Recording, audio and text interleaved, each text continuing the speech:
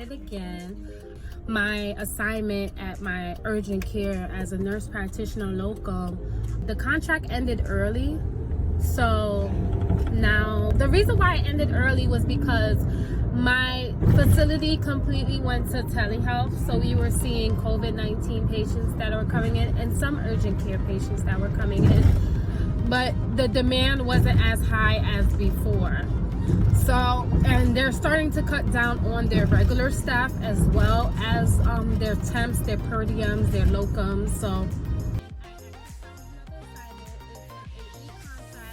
it's in my hometown, New York City, at a hospital. I will be working in the ICU. Call it like RN NP contract. I'll be compensated as an NP, though I'm working as an RN. We'll see. I'm a little bit nervous because I haven't done a contract. I haven't done a contract as in the hospital for 8 months. Like the last contract that I did in the hospital, I was in Cali, and that was 8 months ago in the ICU, and that was. I know a couple of my friends that are doing it right now because the hospital needs are so high right now.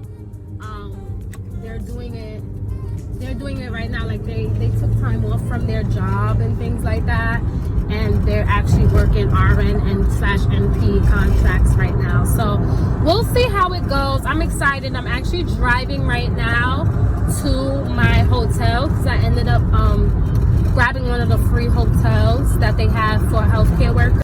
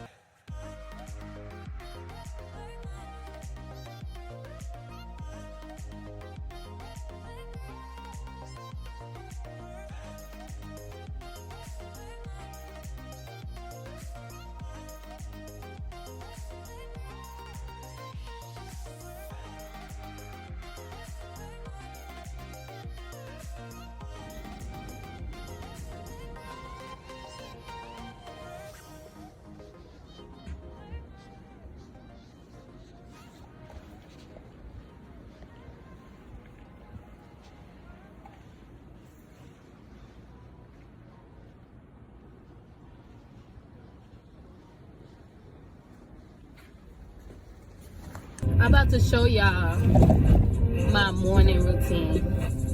So every morning that I work, I get up and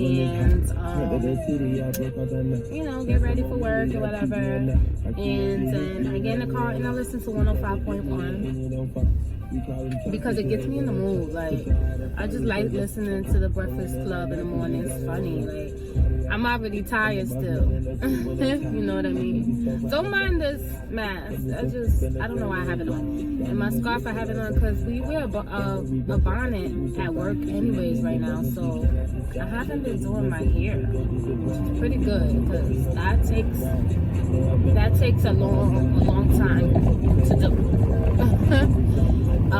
So yeah, I'm about to show y'all my morning routine. So 105.1 Breakfast Club is the first thing that I listen to in the morning. I like listening to the music. I like listening to the talks. You know, it gets me pumped up. It gets my day ready. Then I go to Dunkin' Donuts and I grab me some breakfast from Dunkin' Donuts. It don't matter what assignment I do. I'm finding me a Dunkin' Donuts. My last assignment, I couldn't really like, I didn't have service while I was driving. Like the service was in and out, and you know guys, that was devastating for me because it's like I have to listen to something in the morning, like the Breakfast Club, and in the morning, like I don't got time to be, what? No. So yeah, for like 15 whole minutes straight, I didn't have service. while I was driving out, and then the service came back again. So today is the last day of my week. No, today is Memorial Day, so we get paid time and a half, and then I don't go back to work until Tuesday. So today I'm looking forward to I'm so tired. Even when I wake up, I'm tired. Let me tell you something. I used to work, I've never worked 48 hours a week, number one. Number two, I used to work 3 12-hour shifts a week, nights. So days is a little bit, in the hospital at least, days is a little bit busier. And it takes me a while to like really be like, okay, I'm up. Like yesterday at work, I was sleeping until, not sleeping, I was just tired, dozing off at work, like with my eyes open until like about 1 or 2. And then when I went on my break, I dozed off because I was still tired. I don't know why, I was just so tired. Y'all, I was just so exhausted. But yeah, I'm gonna take y'all through my day. On my days off, like since my job is not too far from a home, I'm gonna go home and meal prep for the rest of the week, because I told you guys I'm not staying home right now, like permanently right now, because of the whole coronavirus. My dad lives with me, and I just feel like it's a little risky. I be hearing too much stuff about, bringing it back home. So if I can minimize my exposure to any type of, or like exposing anybody to coronavirus, because I'm around it so much, to do that. I don't want to get anybody, infected or stuff like that. So, yeah. So, but I'm meal prep, so I'm gonna meal prep at home, so I can bring back to work for the rest of the week. I'm also gonna do my laundry, because laundry is essential. I have to do that, and I'm gonna try to get a little bit of stuff done, because I have to start preparing for my next assignment. I kind of already know what I will be doing for my next assignment, but I'm stuck in between. Do I just want to take a break right now, or do I want to take a break right now, or do I want to just work the next assignment? It's in the city anyways, so I might just do it, because it's not hard. I'll let you guys know the next assignment as soon as I get it.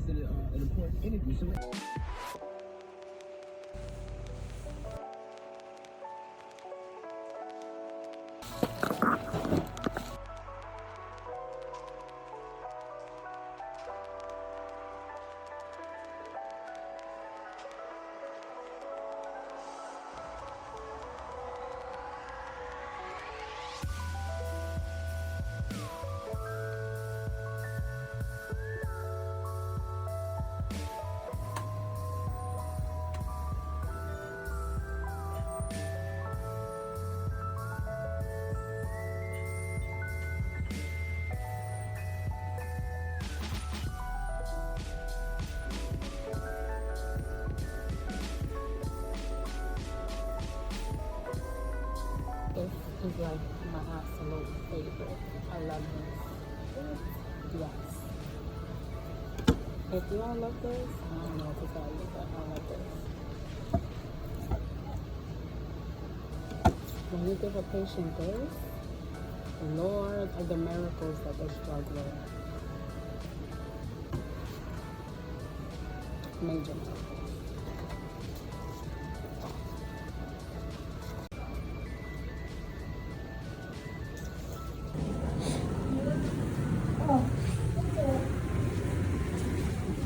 Oh, they dropped it off? I don't know where to eat right now.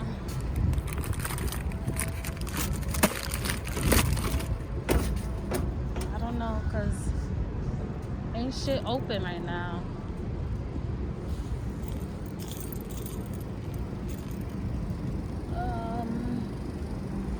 And I don't have cash. Maybe I'm... Hi. How much is your lamb gyro?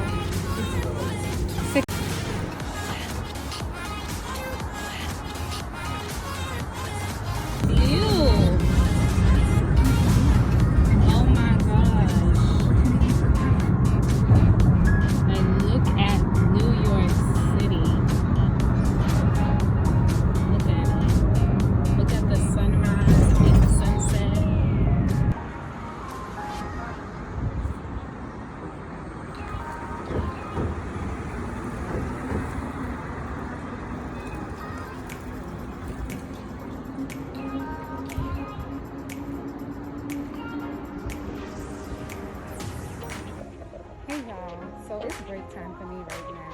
a lot of people have been asking me how does it feel to work as an RN, knowing that I'm a nurse practitioner, right? And I'm going to answer you guys' questions in here. Give me 1 second. I don't normally work during the time between my contracts. So for example, if I got a locum contract that's 3 months and I don't have another contract until maybe a month or 2 later, because of COVID-19, traveling was restricted. So in the midst of it all, instead of taking like a break home, I just decided to work, and I ended up working an RN contract. It was 8 weeks. It was in the ICU, and so a lot of you guys have been asking me how did I feel doing that. Now let me make it clear that a lot of nurse practitioners now that were like part-time, per diem, locum, they are reverting back to helping at the bedside.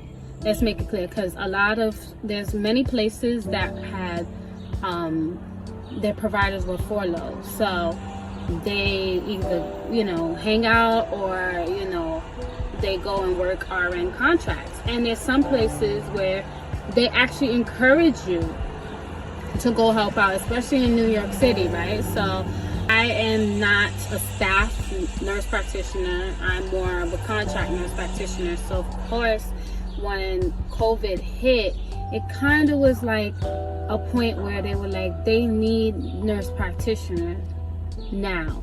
And then after that, they were like, well, we don't really need nurse practitioners right now. We need more people with hospital experience. Now, I don't have any inpatient hospital experience as a nurse practitioner. I only have outpatient experience as a nurse practitioner. With that being said, urgent care, primary care. I decided to go into the role, RN role. So the question is, like, how did I feel about it? It was much different. I felt like there's some stuff,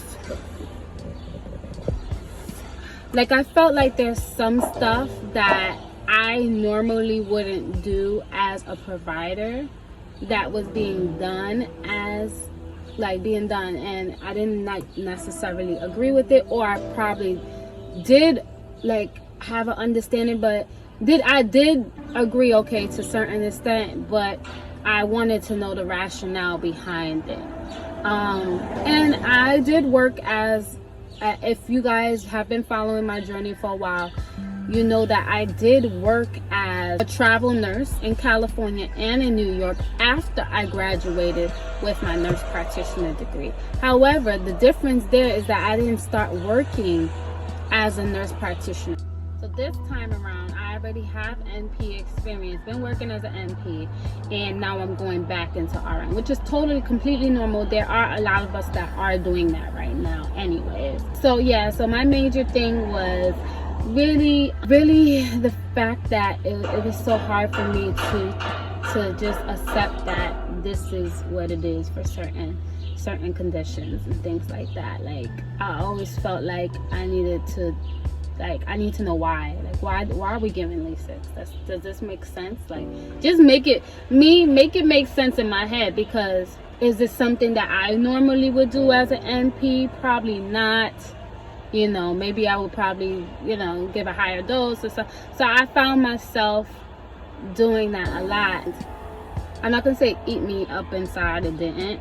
I took extra precautions when it came to documenting, because of my highest license. Tomorrow is actually my last day working, and then I go back into working as an NP at a primary care office, and I'm super excited because it's for 3 months, and I'm hoping that I still get to go on my trip to Bali and to Ethiopia after that and spend some more time with my family. I actually did really good. I actually worked for a long period of time.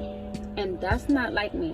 Like I told you guys, normally I would go on vacation in between contracts. When one contract ends, if I'm not extending and I know my other contract starts in a month or so after, then you catch me on vacation.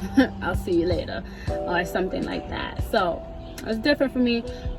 Somebody asked me another question, would I ever do another RN contract as an NP? That's a good question, and to be honest, I can't really tell you whether or not I will go back into my RN role working as an NP and stuff like that.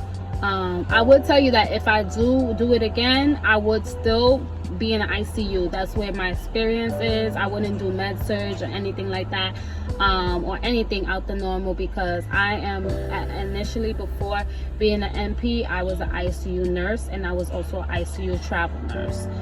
So ICU is my thing, hands down. I don't want to do anything else.